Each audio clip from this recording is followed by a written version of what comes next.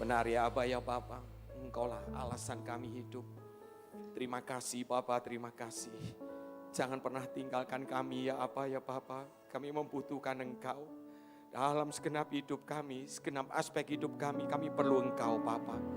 Terus lawat pimpin tuntun kami, anak-anakmu di tempat ini, dewasa muda di tempat ini Bapa.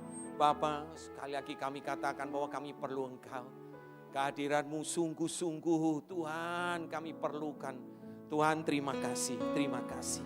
Bapa, kami ada di tahun yang baru, di tahun 2024 ini. Tuhan, orang di luar sana banyak berkata bahwa tahun ini adalah tahun yang kritis, tahun yang tidak mudah untuk dilalui. Bapa, tapi kami percaya bersama dengan Engkau sebab Engkau tidak pernah meninggalkan kami. Bapa, kami percaya kami akan melangkah, langkah demi langkah Bapa Engkau menyertai kami. Bahkan kami boleh melihat kemuliaan-Mu dinyatakan lewat hidup kami. Bapa terima kasih kami mau terus Tuhan semakin hari semakin lekat dengan Engkau. Terima kasih Bapa, terima kasih. Kalau sebentar kami akan mendengar apa yang menjadi isi hati-Mu ya Bapa. Bapa biarlah kami buka hati, biarlah Tuhan isi hati-Mu ini, firman-Mu ini boleh menjadi benih yang jatuh di tanah yang subur yang adalah hati kami. Sehingga kami tidak hanya mendengar tapi kami akan menjadi pelaku-pelaku firman-Mu. Kami akan dibedakan Bapa di akhir zaman ini. Bahkan kami berani katakan 2024 bukan sembarangan kami berkata sebab Engkau menyertai kami. Tahun 2024 adalah tahun yang baik buat kami. Tahun yang luar biasa buat kami Bapa. Bapa terima kasih, terima kasih. Pakai hamba-Mu untuk menyampaikan apa yang menjadi isi hati-Mu. Terima kasih Bapa, terima kasih. Nama-Mu yang ditinggikan, dimuliakan. Dalam nama Yesus, mari kita semua yang siap mendengar firman Tuhan, diberkati firman Tuhan, sama-sama katakan amin. Dan Yesus memberkati. Silakan duduk saudara yang terkasih. Shalom semuanya, dewasa muda. Shalom. Puji Tuhan, ya biasa siang-siang begini, waktu-waktu yang berat. Ya, yuk kita mau belajar firman Tuhan. Saudaraku, multimedia boleh bantu saya tampilkan kita ya sebagai ayat pembuka. Saya ajak saudara melihat 1 Petrus 4 ya, ayat 17 dan 18. Ya. Jangan ini dulu. Wah, jangan buru-buru dulu. Ya, ayo. Semangat ya, saudara yang terkasih, dewasa muda, ayo. Kita buka terlebih dahulu. 1 Petrus 4 ayat 17 18. Udah? Atau saya bacakan? Udah, baik. Yuk, saudara lihat ya di layar. Saya bacakan untuk saudara, untuk kita semua. Karena sekarang telah tiba saatnya penghakiman dimulai. Dan pada rumah Allah sendiri yang harus pertama-tama dihakimi. Dan jika penghakiman itu dimulai pada kita, bagaimanakah kesudahannya dengan mereka yang tidak percaya pada Injil Allah? Ayat 18, perhatikan. Dan jika orang benar, saudaraku, jika orang benar hampir-hampir tidak diselamatkan, apakah yang akan terjadi dengan orang fasik dan orang berdosa? Saudaraku, saya awali ya khotbah atau pemberitaan firman ini ya saudaraku dengan dua ayat ini. Saudaraku, tampilkan dulu ayat 18. Tolong ya. Jadi saudaraku di sini ada yang menarik bukan? Kalau dikatakan jika orang benar. Ya, saudaraku, bukan cuma orang percaya, tetapi dikatakan jika orang benar. Hari-hari ini tuntunan Tuhan lewat para gembala, Pak Stephen, Pak Purba, saudaraku tertampang di sini. Righteous. Saudaraku hidup benar. Hidup benar. Ini sungguh-sungguh saudaraku harus melekat. Harus menjadi apa ya saudaraku? Gaya atau pola hidup kita. Gaya hidup kita ke depan ini. Saudaraku, tidak ada tawaran yang lain, tidak ada kompromi. Kita harus jadi orang benar. Tapi kalau kita lihat ayat ini, jika orang benar hampir-hampir tidak diselamatkan. Saudaraku, kalau saya mainan tata bahasa sebentar, hampir-hampir tidak diselamatkan. Memang selamat. Tapi ada kemungkinan bukan orang benar itu enggak selamat, betul enggak? Nah saudaraku, ini yang menggelitik saya. Kenapa? Ya hari-hari ini sebetulnya saya sedang saya sedang diluruskan oleh Tuhan, mungkin itu bahasanya. Ya, saya betul-betul sedang diluruskan Tuhan. Ke depan dalam beberapa saat ini saya akan berbagi tentang pengalaman hidup saya akhir-akhir ini. Nah saudaraku, sebelumnya saya berikan judul khotbah ini berdamai dengan diri sendiri. Ya, saudara, saya kalau tarik ada sebuah survei ya dilakukan oleh seseorang ya anak Tuhan, ternyata cuma 20% orang yang hidup, orang percaya loh ini. Jadi kalau dari 10 cuma 2 orang. Cuma 2 orang, data itu menunjukkan cuma 2 orang yang bisa, hidupnya bisa berdamai dengan diri sendiri. Sisanya yang 8 ini, saudaraku, mereka menganggap hidup mereka ini baik-baik atau tidak tahu apakah mereka sudah berdamai dengan diri mereka sendiri. Saudaraku, mengerikan. Mengerikan ternyata. Dan itu jujur saja, itu yang saya alami hari-hari ini. Saudaraku, ya. Lihat dulu, boleh ditampilkan tadi tulisan itu. Saudaraku, saya coba cari ya sedikit penjelasan apa itu arti berdamai dengan diri sendiri. Saudara perhatikan ke depan ya. Ya, saudara bisa baca, berdamai dengan diri sendiri adalah orang atau seseorang yang mampu menjaga tingkat kedamaian dan kesejahteraan dalam hidupnya tanpa dipengaruhi oleh keadaan apapun. Saudaraku, mau sukacita, mau bermasalah, saudaraku, tapi dia bisa menjaga tingkat kedamaian dia dan kesejahteraannya, saudara. Ya, dalam hidupnya, tanpa dipengaruhi oleh keadaan apapun, baik di dalam maupun di luar hidupnya. Nah, saudaraku, izinkan saya untuk berbagi, saudara. Tahun yang lalu, tahun 2023, kalau saya boleh, ini untuk kehidupan saya ya. Kalau boleh saya simpulkan ya, selalu di akhir tahun saya selalu merenung saudaraku. Nah kebetulan akhir tahun nanti saya ceritakan setelah ini.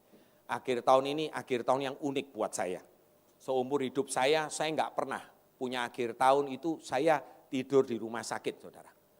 Ya saya jagain mama saya, ya jagain mama saya. Nah itu saya seumur hidup saya jalan 56 ke 57 tahun.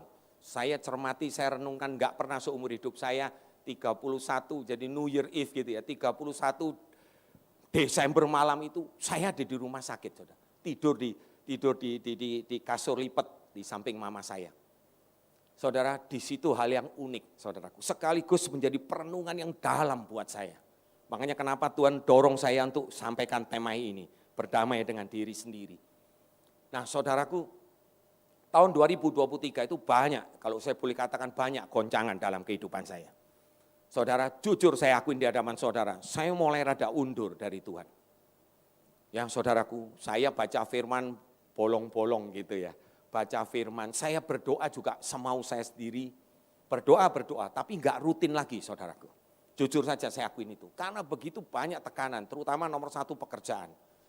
Wah pekerjaan, ya bolak-balik, maaf Bapak Gembala, Pak Steven juga ingat kan, Pak Andri kerja sama orang itu ada waktunya. Memang saya rasanya nyaman karena saya kerja, saudaraku tahun ini saya masuk tahun ke-30 tahun saya bekerja di perusahaan ini. Cocok nama saya Setiawan, ya, setia betul katanya begitu. 30 tahun saya bekerja, saudaraku. Dan hari-hari ini kita kedatangan, aduh begitu banyak goncangan. Tidak hanya internal perusahaan, ternyata banyak sekali komplain-komplain dari luar saudaraku. Dan hampir seluruh klien besar saya itu ngajukan komplain. Saya tuh sampai terheran-heran. Ada apa sih Tuhan, saya bilang begitu. Tuhan katanya mau bela ini anak-anaknya, kenapa? Dan ujungnya saudaraku, itu saat ya ini, tanggal 14 tepatnya, hari Kamis kalau nggak salah. Saya sedang ada di luar, saya sedang ada tugas kerja, ternyata tengah malam saya dikabarin bahwa mama saya akan tinggal di rumah saya. Ya, mama saya baru aja mungkin sebulan yang lalu saya jemput kembali dari Surabaya, ya mama saya dan adik saya tinggal di rumah saya. Ternyata terjatuh mama. Mama saya terjatuh dan saudaraku alamin patah tulang, femur istilahnya. Femur itu tulang paha sebelah kanan, ya tulang atas paha dan persis patahnya itu di atas lutut ini. Mama saya, wah ini kebetulan pas hari ini 14 Januari ini mama saya berulang tahun ke-84 hari ini. Ya, pas mama saya. Saudaraku, saya waktu kejadian itu tenang aja. Benar saudara.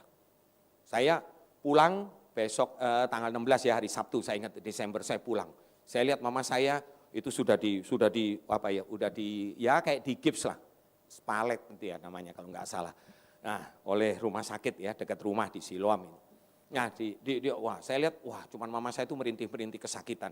Kenapa mam? Udah, mulai tanggal 18 tuh hari Senin saya sibuk saudaraku, keliling cari dokter.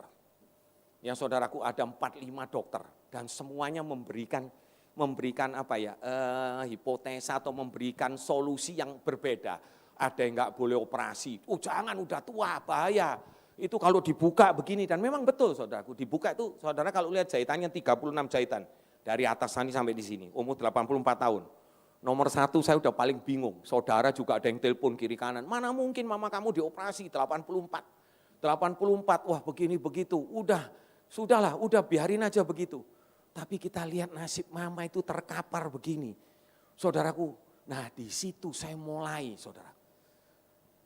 Udah maaf, saya katakan seperti ini, saya kayak orang yang gak punya Tuhan. Saya tuh khawatir sekali kehilangan mama. Saya khawatir sekali, jadi saya betul-betul dicekam ketakutan. Saudaraku, sampai akhirnya finalnya, yuk kita putuskan untuk operasi. Karena kalau tanpa operasi, cuman terkapar begini aja. Gerak nggak bisa, maaf. Mau ke belakang nggak bisa, maaf saudaraku, BAB juga susah. Sampai ada 4-5 hari saya kepikiran karena mama nggak bisa BAB. Saudara cuma terkapar begini, tidur. Waduh, akhirnya gimana? Udah nggak ada. Kebetulan ada kenalan dan lain sebagainya. Saya dapat masukan dari tim di Bet Shalom, juga dengan Ibu Yanti. Ya, semuanya. Akhirnya kita ketemu satu dokter. Dokter ini berani. Kita jalanin operasi. Bahkan kita kasih begini. Dikasih yang baik, yang terbaik. Implannya itu. Jadi pennya itu yang terbaik. Locking atau apa begitulah istilahnya. Yang terbaik, saudaraku seperti itu. Wah udah, hati ini rasanya mantep. Tapi kalau malam sendirian saudaraku, waduh saya itu penuh kecemasan. Seperti itu yang saya katakan, kayak saya nggak punya Tuhan. Benar. Padahal saya seorang hamba Tuhan. Saudaraku benar, saya itu bisa dibuat seperti itu. Kembali ujung-ujungnya, saya itu bertanya sama Tuhan, Tuhan apa?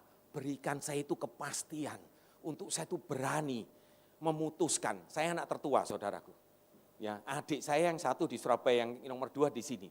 Yang kecil itu Surabaya, udahlah terserah kamu aja deh, mau apa. Ini nyawa ini, saya bilang begitu, ini nyawa bukan cuma urusan begini. Ya kan kalau sampai dioperasi bagaimana dan lain sebagainya.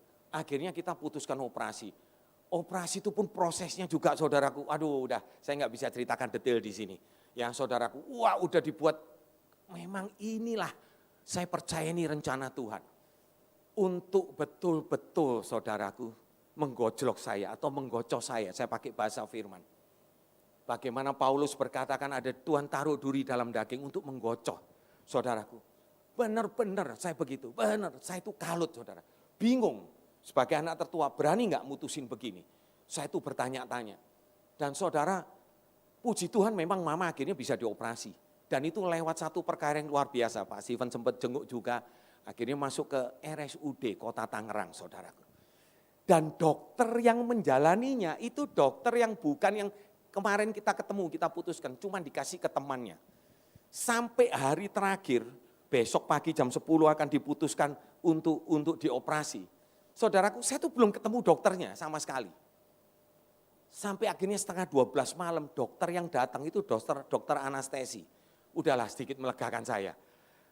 Karena saya putusin sama dokternya, dok anestesi ini kan sebagian ya dok, spinal ya katanya ya dok, cuman bagian bawah aja. Oh ya jelas, di atas usia 83 tahun, saya pikir dokternya ini cuman mau nyenengkan saya aja. Masa ada bener sih 83 tahun, kenapa enggak 80 tahun gitu loh. Oh kalau udah di atas 83, mentang-mentang mama 84, saya kasih tahu begitu. 83 tahun ini sudah harus, enggak boleh bius total, bisa enggak kembali itu, dia bilang begitu, bisa enggak sadar, benar, saudaraku. Waduh ini, hati ini udah begini saudaraku, saya tuh sampai puasa, wah berdoa udah kayak gimana lah saudara, benar, saya belum pernah alamin seperti ini, jadi itu ujungnya, itu peaknya, puncaknya, dan Tuhan izinkan itu semua terjadi saudara. Setelah operasi, besoknya operasi, dokternya itu loh baru datang. Ketemu dokternya itu baru masuk ruang operasi itu, kita cegat betul-betul dokternya. Dokternya kita cegat setengah 10, jadinya jam 10 dia datang kita cegat, dokter ini saya dari keluarga ini, Ibu Yap ini, mama saya begitu. Ini Ibu Yap, oh ya, udah Dok lakukan yang terbaik ya Dok. Cuman bisa begitu saya. Udah 4 jam nunggu operasinya kompa. Oh waduh hati ini cemot begitu saudaraku. Benar, saya itu ketakutan yang belum pernah terjadi dalam hidup saya. Nah saudara, setelah terjadi operasinya berjalan dengan baik, mama saya keluar tuh udah langsung cerewet saudara. Cerita semua, wah kakiku digergaji dan lain sebagainya, ada gerinda dan lain sebagainya. Wah kita sukacita, wah mama enggak apa-apa, lupa, enggak nyadar, masih dibius itu. 2 jam lagi saudara, waduh bikin panik. Satu rumah sakit saya omelin semua saudara. Bikin panik, tahu-tahu kesakitan, teriak-teriak minta mati saudara. 2 jam kemudian, teriak-teriak minta mati. Wah udah begini begitu. Saya sama istri saya ini itu semua panik sudah. Wah ini mau gimana. Yang luar biasa di situ ya saudaraku. Walaupun maaf, mungkin ini sedikit kesaksian, saya pandang mata sebelah. Oh RSUD itu bisa apa? Ternyata pelayanan mereka yang terbaik. Percaya saya, bukan saya mau ngecap, benar. Wah mereka tenangkan saya, Pak tenang ini loh hasilnya. Sudah biasa kayak begitu itu, orang bisa halusinasi dan lain sebagainya. Ini loh hasilnya itu semuanya baik Pak, nggak ada masalah apa-apa. Ya tolonglah udah teriak-teriak kayak begitu gimana. Akhirnya diinjeksi obat anti nyeri lewat itu. 2 jam tenang. Saudaraku nggak selesai sampai di situ. Besoknya ketahuan bahwa darah itu ada pembuangan darah, ternyata darah yang keluar masih cukup banyak. 175 cc, berarti harus ditransfusi lagi. Saudaraku transfusi, saya pikir saya tinggal, saya udah berhari-hari tidur di rumah sakit, saya pikir lebih baik saya pulang ke rumah. Besoknya kan minggu terakhir 31 Desember, minggu terakhir saya harus ibadah, saya datang gitu. Saudaraku tengah malam adik saya udah teriak-teriak lagi, ternyata transfusi darah, padahal sama-sama B+, itu nolak saudaraku, mama saya bergetar, tekanan darahnya naik sampai 180. Saudaraku, waduh saya bilang benar-benar kita itu diuji, saya diuji.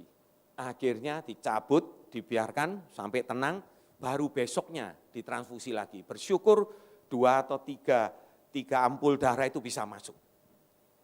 Dan puji Tuhan saudaraku, hari ini mama saya berulang tahun, mama saya ada di rumah, keadaannya baik. Amin, puji Tuhan, semua karena Tuhan. Dan the best saudaraku, the best, semuanya Tuhan lakukan yang terbaik. Walaupun lewat cara seperti itu. Nah yang jadi saudaraku, itu saya renungkan kembali. 31 malam saya ingat betul. Saya cuma merenung sama Tuhan. Karena 31 malam selalu saya berdoa sama istri dan anak. Ya sama Henny, sama Joel, kita selalu bergandeng tangan. Tuhan tuntun kami. Kami mau masuk tahun 2024 ini dengan cara yang benar. Dengan sikap hati yang benar. Tapi hati saya itu gak enak saudara, gak tenang. Saya merasa bahwa Tuhan kenapa saya bisa kayak seperti ini? Kenapa saya bisa sampai seperti ini? Saya bisa ketakutan sedemikian luar biasa. Dan di sini Tuhan mulai bicara, saudaraku. Tuhan bicara tentang satu perkara ini yang jadi tajuk. Andre, sudahkah kamu berdamai dengan dirimu sendiri? Kaget saya. Saya ngomong, Tuhan bukankah saya ini hambamu? Seakan-akan semuanya baik. Saya tahu ada pergumulan Tuhan dalam hidup saya. Tapi tetap bukankah saya kokoh, tetap saya bertahan. Tapi Tuhan paksa saya. Dan Tuhan ingatkan satu hal saudaraku. Saya sudah enggak pernah ingat-ingat hal ini. Saudaraku, Tuhan ingatkan saya itu perkara. Di malam-malam tahun baru itu 31. Tuhan ingatkan apa? Saudara, waktu saya usia bukan remaja lah. Saya masih di SD, di sekolah dasar. Kira-kira usia mungkin saya di antara kelas 4 sampai kelas 6 SD. Jadi usia 10 sampai 12 tahun. Saudara, saya ngalami hal yang sama. Saya selalu dicekam ketakutan, saudara. Saya ingat betul, saya tidur karena rumah kami enggak besar, rumah kami kecil.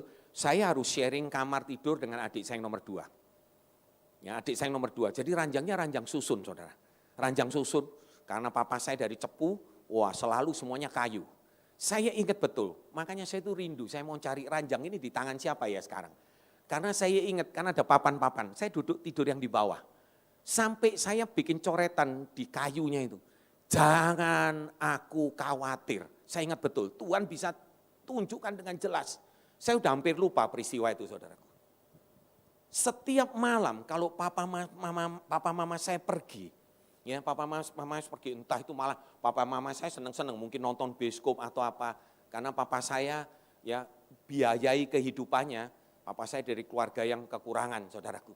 Papa saya dulu kuliah sambil kerja. Kerjanya itu saya ingat betul, papa selalu bangga. Itu ada satu gedung biskup di Surabaya namanya The Capitol. Capitol, papa saya itu tukang sobek karcis itu. Itu papa saya kerja. Dan papa saya kalau ingat, saudaraku, saya paling ingat betul papa cerita bangga. Saudara tahu soto Pak Sadi, Ambengan, soto ayam terkenal tuh. Sekarang naik Mercy, kaya raya. Itu papa saya suka ngutang. Karena nggak bisa bayar. Jadi kalau makan itu masih gerobakan di samping situ. Di depannya sekarang gedungnya namanya Gita Tamtama di Surabaya. Itu papa saya selalu utang sama Pak Sadi itu. Soto karena nggak bisa bayar. Jadi papa saya itu senang nonton bioskop. Saudaraku, sebelum papa mama saya buka kunci masuk kamar pulang, saya itu takut kehilangan papa mama. Jadi saya selalu dicekam ketakutan. Saudaraku, malam tahun baru itu Tuhan ingatkan tentang hal itu. Andre, ini loh kamu. Ini loh kamu. Saudara, saya kaget. Ternyata Tuhan ingatkan tentang hal ini. Satu pertanyaan yang Tuhan berikan pada saya. Sudahkah kamu berdamai dengan dirimu sendiri? Wow. Saudara, saya cuma bisa merenung. Terima kasih Tuhan. Tuhan terima kasih. Ternyata Tuhan izinkan ini semua. Sepanjang tahun 2023 setelah saya renungkan, betul saudara, masalah demi masalah terutama dalam pekerjaan itu begitu banyak. Dan peaknya betul-betul puncaknya itu di sini. Saya sedemikian rupa ketakutannya luar biasa saudara. Saudaraku, ternyata ini cara Tuhan saudaraku untuk menyingkapkan kekurangan saya. Kekurangan saudara dan saya. Kalau firman tadi berkata, orang benar. Saudaraku, saudara dan saya percaya kita orang benar. Amin.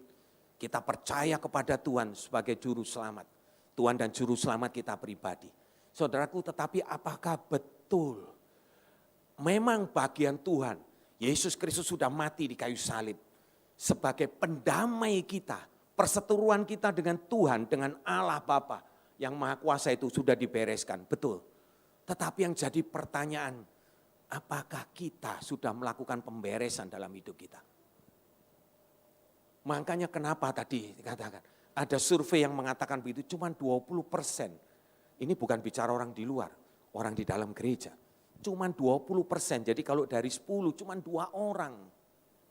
Saudaraku, makanya pada malam tahun baru itu, di tengah-tengah saya berdoa, saya tidur, ya saya tinggal di rumah sakit di RSUD, di lantai 5 itu saudaraku. Saudara, di situ Tuhan ingatkan saya untuk check and recheck. Bahasa kerennya berdialog dengan diri kita sendiri. Tentunya dengan jujur apa adanya. Betulkah kita, saya dalam hal ini, sudah betul-betul damai dengan diri kita sendiri? Nah saudaraku yang terkasih, mari kita belajar. Ya, sekarang saya masuk ke intisarinya. Saudara lihat sebuah perikop. Saya percaya perikop ini bukan hal yang baru. Nah saudara, saya ajak saudara buka multimedia, tolong bantu saya. Kejadian 32. Ya, ayat 22. Saudaraku, saya percaya kita sering, belum lama ini kalau nggak salah Pak Steven pernah bawain firman ini. Ya, tentang Yakub. Saudaraku, kita tahu, kita baca semua di sini. Yakub itu bergulat. Yuk kita lihat ayatnya, 22. Kejadian 32 ayat 22. Boleh ya saya bacakan sampai akhir aja, sampai ayat 31 supaya jelas. Pada malam itu Yakub bangun dan ia membawa kedua istrinya, ya Rahel dan Rea, kedua budak perempuan dan ke-11 anaknya dan menyeberang di tempat penyeberangan sungai Yabok. Ayat selanjutnya, sesudah ia menyeberangkan mereka, ia menyeberangkan juga segala miliknya, kekayaannya, semua diseberangkan. Terus ayat 24, lalu tinggallah Yakub seorang diri, ini sudah sendirian. Dan seorang laki-laki dengan jelas saudaraku bergulat dengan dia sampai fajar menyingsing. Terjemahan yang lain itu ada yang berkata tidak hanya bergulat saudaraku, ya mereka bergumul. Tetapi terjemahan dari Alkitab King James itu berkata wrestle, betul-betul wrestle, jadi bergulat saudaraku. Ya bergulat, nah nanti saya akan jelaskan.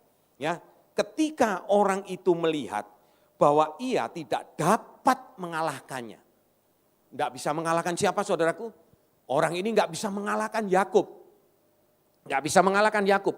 Ia memukul sendi paha Yakub sehingga sendi pangkal paha itu terpelecok. Lalu ia bergulat, atau saya boleh tambahkan, ia tetap bergulat dengan orang itu.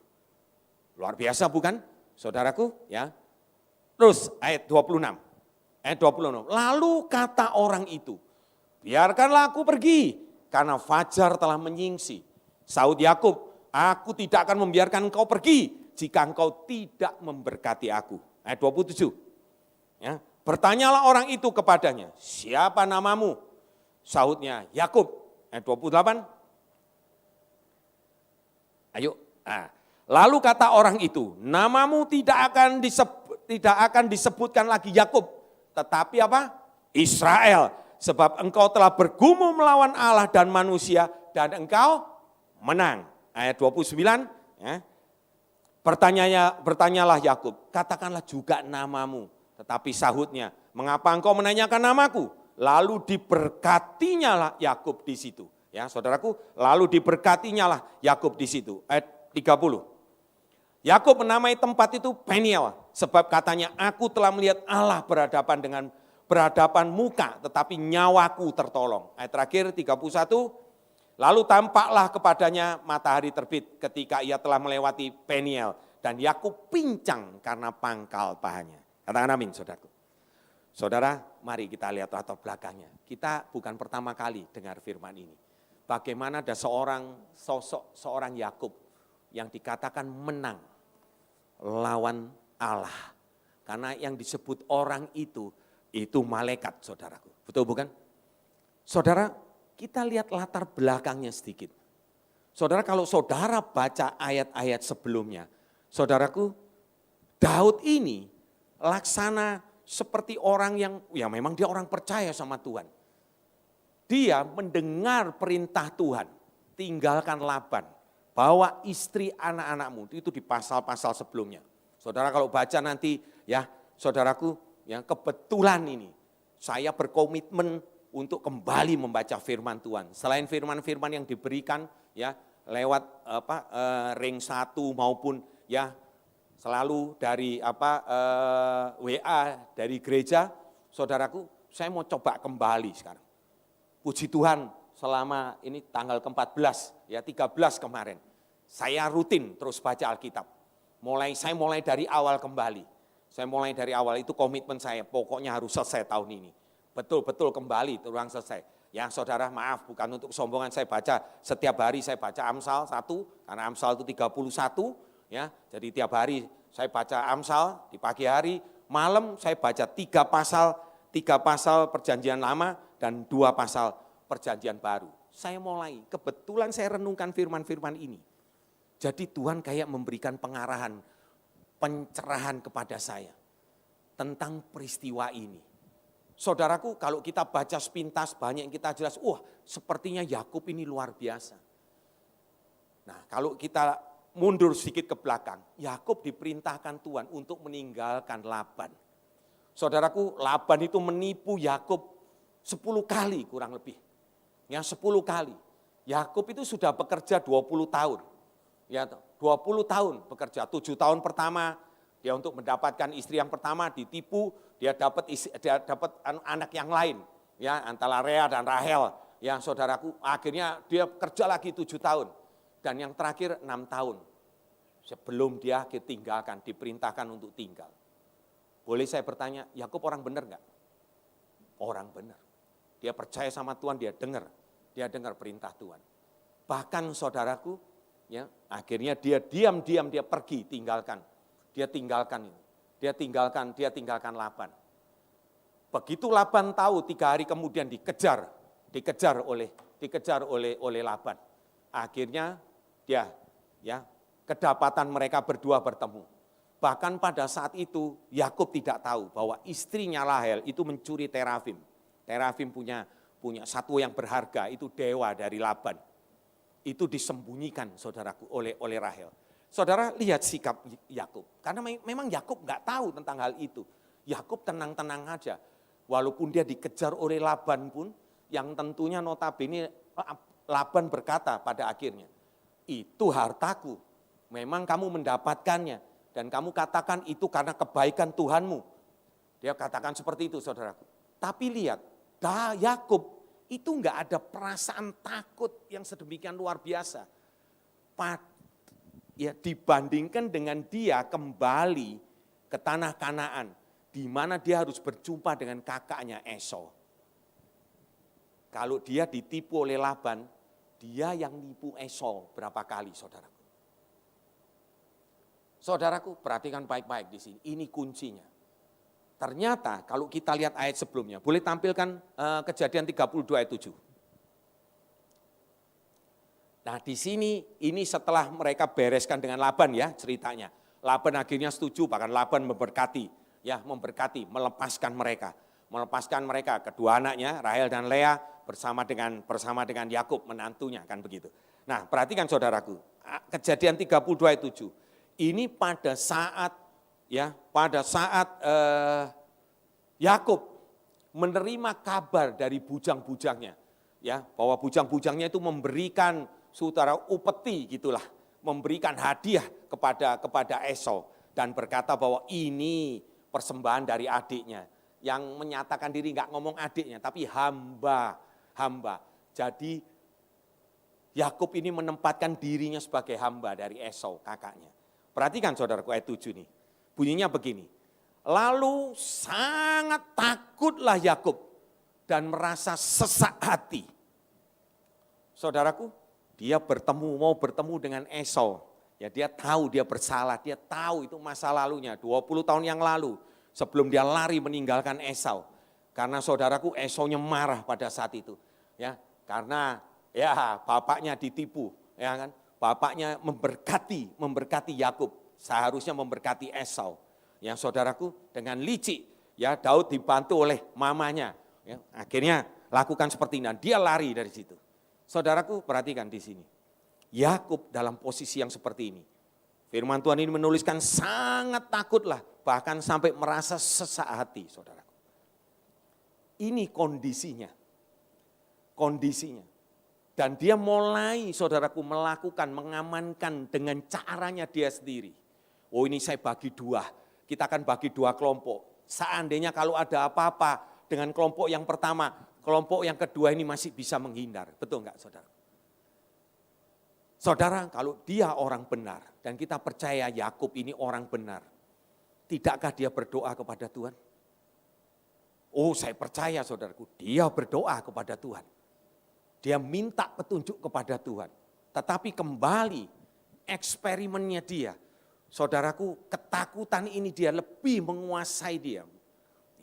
Banyak hamba Tuhan menuliskan hal ini, saudaraku. Ketakutannya dia berlebihan terhadap Esau. Sehingga apa yang terjadi, dia teringat terus masa lalunya, saudara. Teringat memang itu dosa. Dosa itu yang mengikat dia. Bagaimana dia menipu, dia terus ingat hal itu. Ini yang membuat dia khawatir. Membuat dia merasa begitu cemas. Nah yang jadi pertanyaan, setelah ini saudaraku, kita masuk dalam perikop yang tadi kita baca secara total. Keseluruhannya itu. Mengapa Tuhan melakukan cara yang berbeda? Saudaraku, Tuhan tidak serta-merta menolong dia bagaimana. Tetapi Tuhan mengizinkan dia. Bahkan bergulat semalaman saudaraku. Bergulat semalaman sampai fajar menyingsing. Saudara, Hosea secara khusus menuliskan hal ini. Saudara perhatikan baik-baik. Perhatikan apa yang dilakukan ini. Coba lihat Hosea 12, boleh tampilkan? Hosea 12, ayat yang kelima dan keenam. Ayat yang kelima aja. Saudaraku perhatikan. Ini Hosea menuliskan tentang Yakub, saudara, kitab Hosea. Yakub bergumul dengan malaikat dan menang. Perhatikan bagaimana cara ia bergumul, saudara. Ia menangis dan memohon belas kasihan kepadanya. Di Betel ia bertemu dengan dia dan di sanalah dia berfirman kepadanya. Betel itu dibangun oleh Yakub, saudaraku. sebagai tempat untuk meninggikan Tuhan. Saudaraku, perhatikan di sini. Yakub itu bergumul dengan malaikat, di sini jelas sekali. Kalau tadi di ayat itu dikatakan dengan orang itu, dengan orang itu. Saudaraku, jelas-jelasan dikatakan ia bergumul dengan malaikat dan menang. Pertanyaan saya sederhana, saudara, kalau kita baca itu apa betul sih? Sekarang sudah lebih jelas kan? Kalau Yakub ini, kalau malaikatnya itu betul-betul serius, mau bergulat dengan dia. Kira-kira atau bergulat dengan saya atau dengan saudara deh. Kalau serius betul-betul begitu, apa betul sih kita punya kesempatan untuk menang? Halo? Coba renungkan hal ini saudaraku baik-baik. Apakah kita punya kesempatan untuk menang? Sedikit pun lah. Mungkin kalau dalam persentase 5% aja lah kita mungkin bisa menang. Kalau memang betul-betul malaikat itu serius. Kalau betul-betul Tuhan, ya, malaikat itu diutus oleh Tuhan. Betul-betul serius mau bertanding, betul-betul bergulat. Saudaraku, disinilah yang Tuhan katakan, apa sesungguhnya yang sedang terjadi kepada Yakub. Saudaraku, Yakub begitu ketakutan luar biasa. Begitu cemas, begitu khawatir, saudaraku. Karena ini, Yakub belum move on. Yakub belum betul-betul, saudaraku, dia berdamai dengan dirinya sendiri. Ini yang Tuhan ingatkan pada saya. Sama juga dengan peristiwa saya. Andre, kamu belum move on. Kamu betul-betul kamu itu berdamai dengan dirimu sendiri. Begitu banyak hal-hal yang begini. Makanya Tuhan ingatkan masa lalu saya. Saya udah hampir lupa saudaraku, betul. Tapi Tuhan begitu jelas malam tahun baru. Malam yang sebetulnya saudaraku harusnya ya bertahun-tahun, kalau namanya malam tahun baru dekat Natal pasti penuh sukacita, betul enggak? Mau jalan-jalan lah, mau seneng dan lain sebagainya. 56 tahun hidup saya, baru sekali tahun ini saya hadapin hal itu.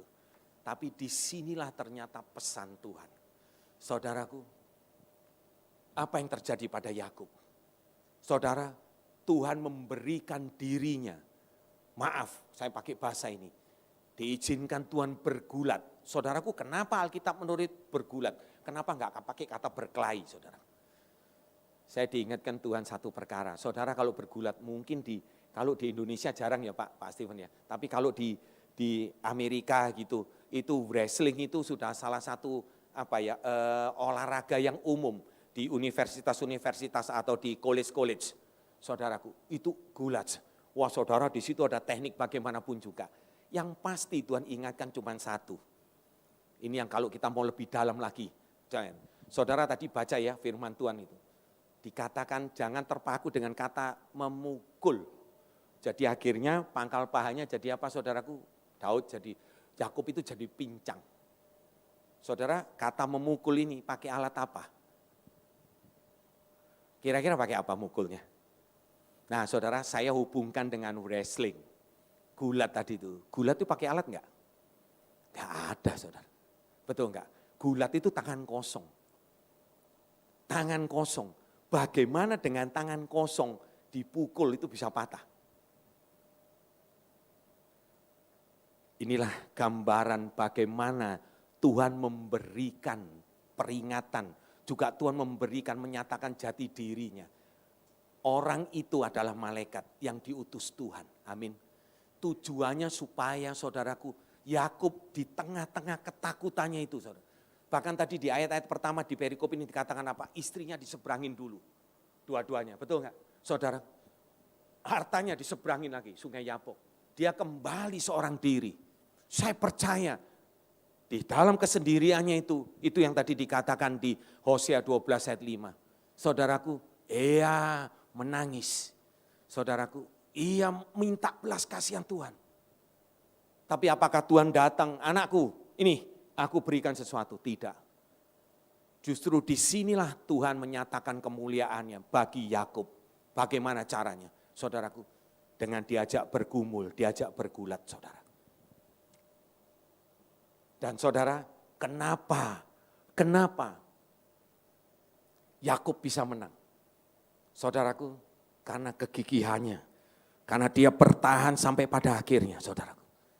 Dia bertahan sampai fajar menyingsing. Saudara, dia bertahan, dia tetap berdoa, begigih dia berdoa. Itu tadi dia. Dia berharap Tuhan menaruh belas kasihannya. Dia meraung-raung, dia menangis, dia minta, saudaraku, hal ini. Saudara, Tuhan ingatkan hal ini. Saya nangis, saudara. Saya kayak ditempeleng sama Tuhan. Maaf, saya pakai bahasa yang kasar. Saya kayak ditemplak sama Tuhan. Itu tadi yang Tuhan katakan. Sedemikiankah percayamu kepada aku? Saudara, hati-hati. Berdamai dengan diri sendiri. Itu sangat diperlukan, saudaraku. Saudara, cek and recheck. Malam hari itu enggak lama, saudara, menjelang pagi. Di tengah-tengah saya ngantuk. Saya coba renungkan hal ini sungguh-sungguh. Saya mau jujur di hadapan Tuhan. Tuhan, apa yang salah terhadap diri saya? Saya sudah mulai menjauh dari Tuhan. Saudaraku, firman itu sudah bukan bagian yang utama buat saya. Tuhan ingatkan hal itu. Dan yang paling penting yaitu tadi, saya kurang lagi mengevaluasi diri saya. Saudaraku, berdialog dengan diri kita. Kita harus lakukan itu, saudaraku. Dan Tuhan punya cara yang luar biasa. Daud tadi yang penakut, saudaraku. Maaf Daud, Yakub yang penakut itu tadi yang begitu ketakutan akan berjumpa dengan Esau. Dia lakukan dengan pengalaman dia sendiri, dengan experience sendiri. Apa yang Tuhan lakukan? Saudaraku, Tuhan bergulat, berjibaku. Bahkan dia pukul dengan caranya yang luar biasa. Menyatakan bahwa dia punya kuasa, punya kedaulatan atas hidup kita, atas hidup Yakub. Dipukul dengan tangan kosong, saudaraku. Saudaraku, di situ Yakub diubahkan. Yakub diubahkan menjadi seorang yang pemberani, saudaraku. Dia berani, dia bergulat dan dia bertahan, dia gigih sampai fajar menyingsing. Amin, saudaraku. Bahkan dia berani berkata, kalau engkau tidak memberkati aku tidak akan melepaskan engkau. Saudaraku, coba saudara renungkan kembali. Malaikat itu berwujud orang, betul. Betul, saudaraku. Tetapi saudaraku, apakah Yakub tidak bisa merasakan itu waktu dia bergumul? Saudaraku, mulai dari tengah malam aja sampai fajar menyingsi. Anggap aja 5 jam, saudara. 5 jam bergulat itu enggak main-main, saudara. Benar enggak? Benar enggak, saudara? Ya kita kalau baca sepintas begitu aja. Memang sih kalau enggak ada peristiwa, enggak ada penekanan Tuhan gini kita enggak sadar. Saya berulang kali baca firman ini. Tapi pada kesempatan ini dengan segala hal yang saya hadapi, saudaraku, disitulah saya mengalami satu pewahyuan betul-betul dari Tuhan. Ini yang Tuhan mau. Ini cara Tuhan mengubahkan ya kita, terutama saya. Dari seseorang yang begitu, rentan, ketakutan. Saudaraku, saya berkata mungkin saya baik-baik. Mungkin saudara juga menganggap sendiri saudara, semuanya baik-baik Pak. Enggak ada apa-apa. Betul kalau, Pak Gembala, Pak Steven ingatkan saya. Hati-hati dengan zona nyaman. Wah sudah nyaman lah, kerjaan nyaman, pergi pagi, pulang sore, dapat gaji tiap bulan, bisa makan dan lain sebagainya. Ya masih bisa jalan, makan enak dan lain sebagainya. Saudara, itu enggak cukup. Itu yang membuat kita terbuai, membuat kita terlena. Nah ini saya katakan kepada dewasa muda di tempat ini. Terutama kalian semua yang masih muda-muda. Hati-hati dengan hal ini. Ini jebakan si iblis, saudaraku. Kita dibuat seperti itu. Nah Tuhan izinkan semua itu terjadi. Bahkan yang terakhir, memang kelihatannya enggak enak, saudaraku. Kalau lihat mama saya sekarang 36 jahitan, saya hitung satu-satu. Saudaraku, masih harus bergumul, masih harus berkutat, bisa enggak berdiri kembali dengan sempurna. Oh masih belum bisa napak dan lain sebagainya. Saudaraku, tapi mulai tahun baru kemarin, saudaraku, saya merenungkan hal ini baik-baik dan saya terlalu percaya. Dan pengalaman ini, belajar dari Yakub ini. Saudaraku, Yakub diubahkan.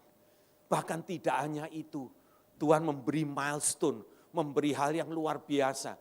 Tuhan katakan namamu bukan lagi Yakub. Yang artinya apa Yakub, saudara tahu? Penipu, penyerobot, betul enggak? Itu Yakub. Tuhan ubahkan menjadi Israel. Yang artinya apa? Engkau bersama Tuhan. Engkau bersama Tuhan. engkau bersama Tuhan. Amin, saudaraku. Dikatakan seperti itu, engkau akan menjadi orang seperti ini. Saudaraku, mari kita harus move on, saudaraku. Kita harus move on dari diri kita.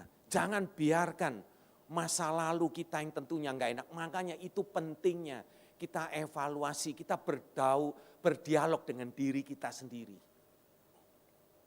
Bukankah Daud pun juga berkata, hai jiwaku, hai jiwaku, hai jiwaku. Banyak sekali Daud menuliskan itu di Mazmur. Saudaraku, kita sering belajar, kita banyak sekali sampaikan tentang Daud. Bagaimana Daud begitu berkenan di mata Tuhan. Walaupun dia pendosa yang, bukan pendosa yang kelas ecek-ecek begitu ya saudaraku. Pendosa yang kelas berat. Saudaraku, merancangkan hal yang buruk dan lain sebagainya. Ya pembunuhan, ya kan, pembunuhan berencana itu.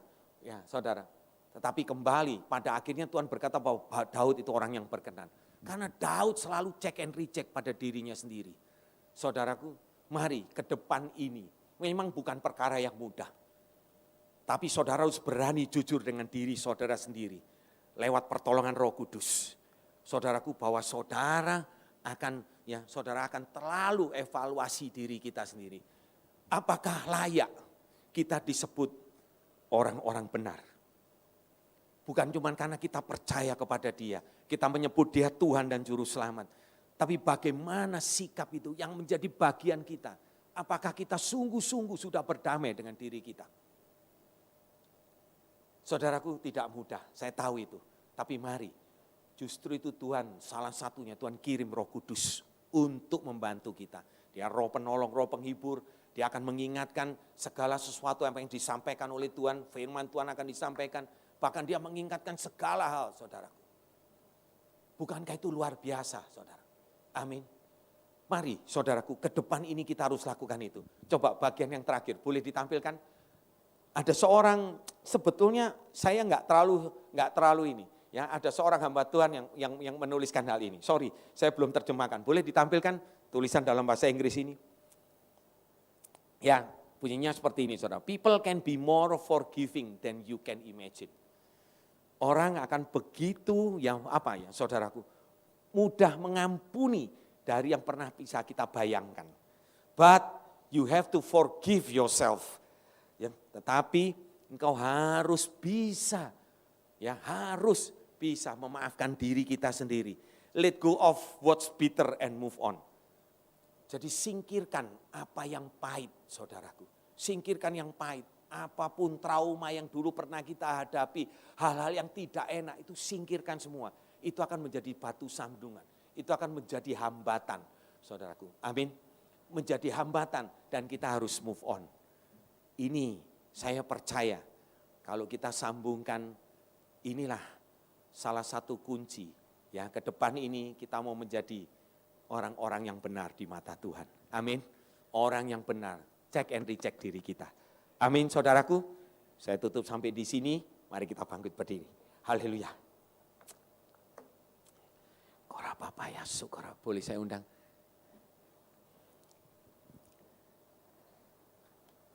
Saudaraku, Tuhan pasti bisa mengubahkan ya dengan caranya Dia. Saudara, saya percaya ini kasih karunia Tuhan terhadap saya dan juga saya percaya itu pasti akan terjadi pada diri setiap saudara. Saya tidak tahu pergumulan apa yang saudara hadapi hari-hari ini. Kalau saudara mungkin sudah mulai mengeluh di dalam Tuhan. Di hadapan Tuhan saudara mungkin mengeluh, Tuhan di manakah engkau? Mana pertolonganmu? Mana? Saya tidak tahu saudara apa yang saudara hadapi hari-hari ini. Tapi saudaraku, maaf, belajar dari pengalaman saya. Apa yang Tuhan lakukan terhadap Yakub. Saudara, masih banyak di Alkitab ini. Orang-orang tokoh-tokoh seperti ini. Saudara, saya terlalu percaya. Dia pasti tidak akan pernah tinggalkan saudara. Amin. Cuman dia punya cara yang berbeda. Sebagaimana tadi Tuhan pakai Daud. Pakai cara yang beda untuk Yakub. Yakub yang dicekam ketakutan untuk bertemu dengan Esau, kakaknya yang dia telah tipu, ya, yang telah dia serobot hak kesulungannya dan lain sebagainya. Saudaraku, tetapi Tuhan tidak izinkan semuanya dalam kenyamanan. Bahkan Tuhan izinkan satu pergumulan yang luar biasa, pergulatan semalam suntuk. Tetapi Yakub memilih gigih. Bagaimana dengan saudara dan saya? Saudara, saya percaya kita tidak mau ya terlepas dari Tuhan. Kita tidak mau menjadi ya orang-orang yang ya kita cuma sekedar percaya kepada Dia. Tapi kita tidak betul-betul imani. Saudaraku, seorang hamba Tuhan menyatakan sangat jelas. Ya, izinkan saya cuplik pernyataan dia. Saya cuplik pernyataan dia. Dia tuliskan begini di dalam bukunya.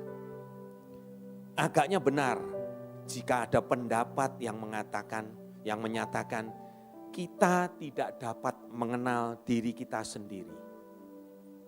Perhatikan, ya, agaknya benar dan saya percaya itu benar.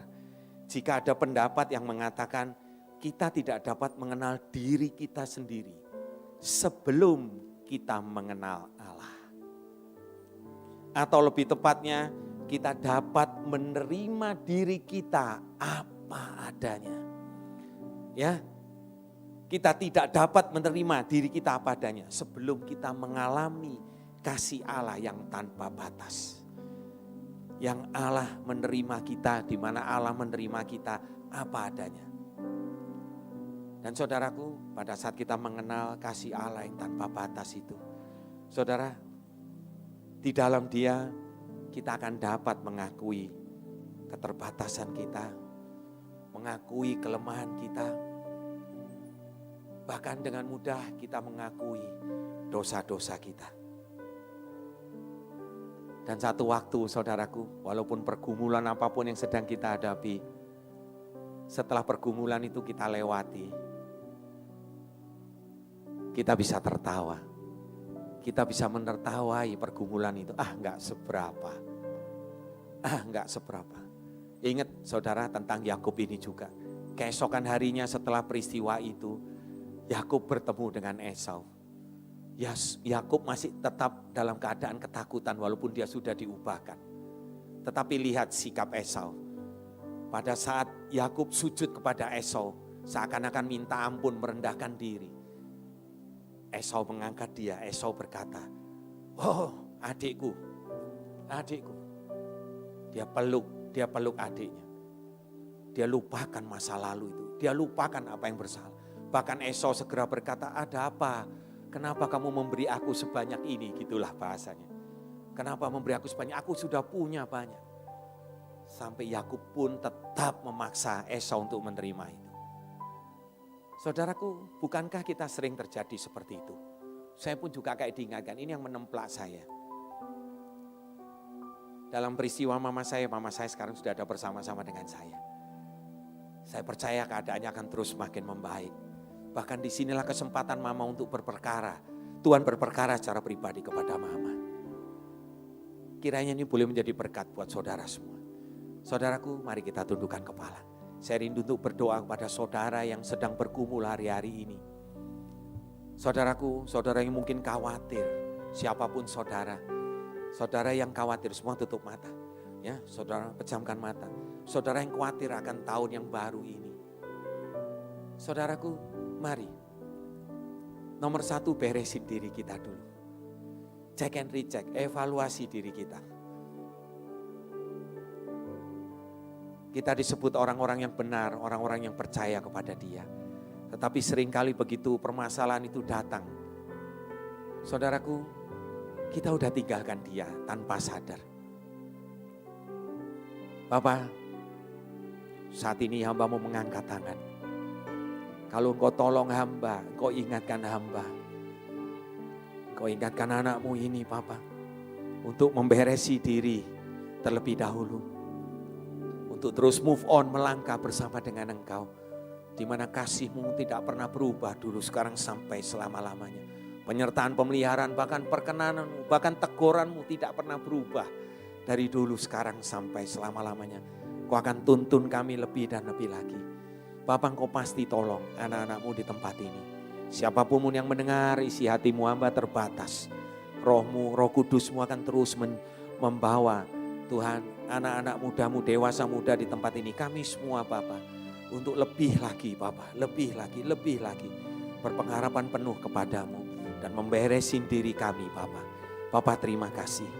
Kau mampukan setiap kami ya Tuhan untuk lebih dan lebih lagi. Bapa mengenal Engkau, mengenal kasih-Mu yang tiada batasnya itu. Dan dari situ Bapa kami juga tahu kalau Engkau menerima kami apa adanya, kami pun juga akan menerima diri kami pribadi apa adanya. Terima kasih Bapa, terima kasih. Kami mau terus hidup bersama dengan Engkau. Tuntunan penyertaan-Mu akan terus semakin hari semakin sempurna. Karena kami semakin sempurna di hadapan-Mu Bapa. Engkau yang membentuk kami, Engkau yang memproses kami. Terima kasih Bapa, Engkaulah sumber jawaban kami. Berikan kelegaan kepada kami Tuhan. Berikan jalan keluar kepada setiap kami. Pergumulan apapun yang kami hadapi. Kami percaya Engkaulah sumber jalan keluar kami. Terima kasih Bapa, terima kasih. Terima kasih Bapa. Nama-Mu sekali lagi yang ditinggikan, dimuliakan. Terima kasih. Berkati sidang jemaat-Mu di tempat ini. Khususnya di ibadah ketiga ini Bapa, dewasa muda. Apapun yang mereka cita-citakan anak-anak muda-Mu di tempat ini. Bapa, bersama dengan Engkau kami semua sanggup ya Tuhan. Bersama dengan Engkau Tuhan kami mampu, kami sanggup. Bukan karena kuat gagah kami, tapi karena Engkau yang menyertai kami. Kaulah Tuhan di atas segala, Tuhan Raja di atas segala Raja. Terima kasih Bapa, terima kasih. Sekali lagi nama-Mu dimuliakan.